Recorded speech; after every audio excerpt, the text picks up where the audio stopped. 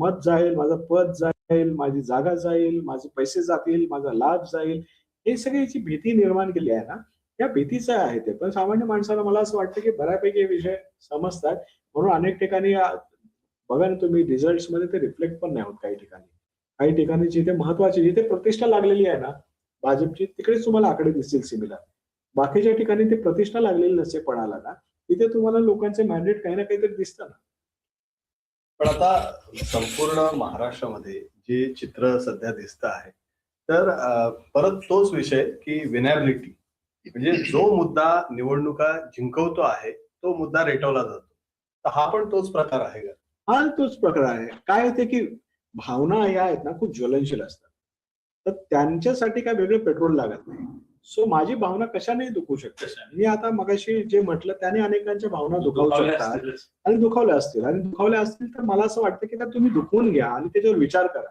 आपल्या भावना का दुखवल्या, आपल्या भावना एवढ्या स्वस्त का आहेत, एवढ्या वोलाटाईल का आहेत, एवढ्या कमकुवत का आहेत की जे कशानेही दुखावू शकतात. सो भावना ह्या सगळ्यात म्हणजे सगळ्यात आपण बोलूया की डेलिकेट विषय आहे. त्यामुळे त्यांना हात घालणं फार सोपं आहे. त्यामुळे म्हणून मी एक मुद्दा मांडतो की मी केवळ हा धर्माचाच मुद्दा नाही मांडत. मी कुठल्याही अस्मितेचा पण मुद्दा मांडतो. भाषीय अस्मिता म्हणजे माझी अस्मिता म्हणून ठीक आहे. पण माझी भाषीय अस्मिता ही दुसऱ्यांसाठीचा त्रास असू नये. हा, मी म्हणून 4 लोकांच्या कानफडात मारत फिरणार नाही.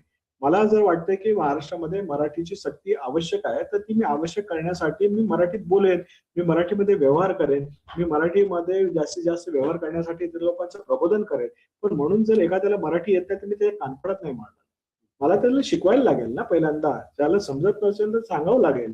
मला तशी व्यवस्था निर्माण करायला लागेल की या व्यवस्थेशिवाय तुम्ही इथे काम नाही करू शकणार. त्यामुळे तुम्हाला मराठी भाषा शिकणे बंधनकारक आहे. सो ही प्रोसेस आहे. या प्रोसेस मधला पेशन्स पण माझी भावना लगेच भडकली जाते कारण एखादा माणूस जर समोर हिंदीमध्ये बोलतोय मी कान पडत नाही.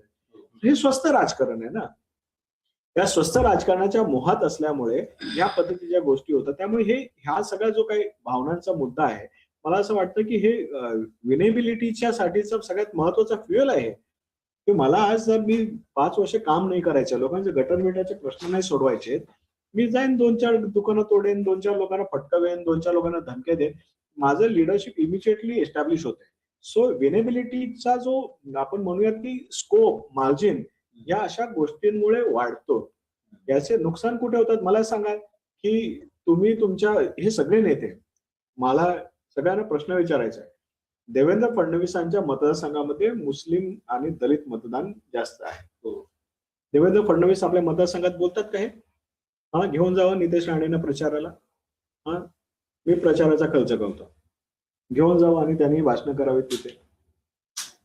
आजच्या घडीला तुम्ही तुमच्या मतदारसंघामध्ये कराल का हे सगळं? नाही करत.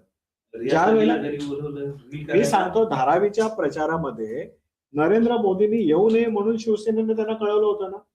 हा, मनोज जोशी उमेदवार होते त्यावेळेला त्यांनी कळवलं होतं की नरेंद्र मोदींना तुम्ही धारावीमध्ये येऊ नका. का? ते हिंदुत्वाचे शिलेदार नव्हते, हे हिंदू हृदय सम्राट नव्हते. शेवटी तुम्हाला गणित बघायचे आहेत ना की लार्जली तुमचा मतदारसंघ सेफ करायचा आहे, बाकीच्या ठिकाणी बॉम्ब मारत फिरायचंय. मग तुम्ही हे सगळं मालेगावमध्ये तुमचे जर मुस्लिम कॅन्डिडेट्स असेल तर त्यांच्या सभेत जाऊन बोलणार आहेत का?